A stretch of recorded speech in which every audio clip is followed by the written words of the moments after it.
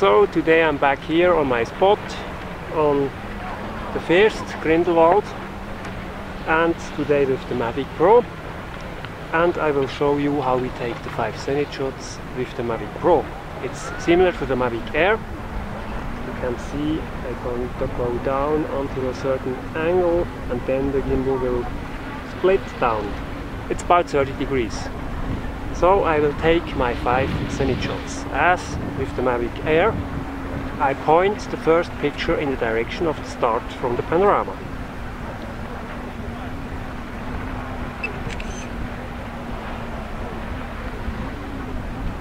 Always check on the image that you are not on the image.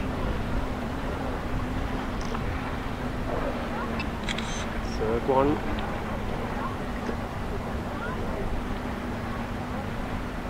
Fourth one, and the last in the original direction, straight to the sky. I use the inbuilt function to take the panoramas. It takes 34 images. Actually, we have still a problem with the virtual stick mode in DronePan, and we wait for the next SDK to solve that. But in the meantime, we can use the built-in function to take the panoramas. As we know the internal stitching grid from the Go4 app, we can use the XML file plus the 5 Zenith shots to stitch together all the images to have a full 360-180 degrees panorama. You can find this XML file in the XML Creator from my homepage.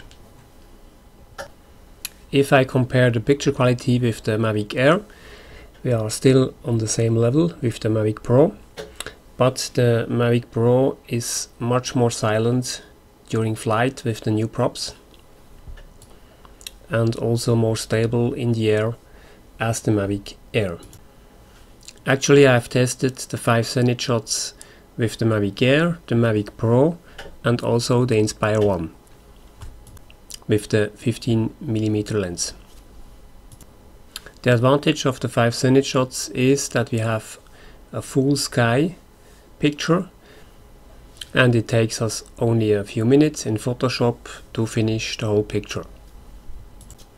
If you use the drones under cold conditions, don't forget that you go not behind 40% of battery capacity, so that you have no problem with the battery flight time. I hope this video was useful. Until the next time, thank you for watching.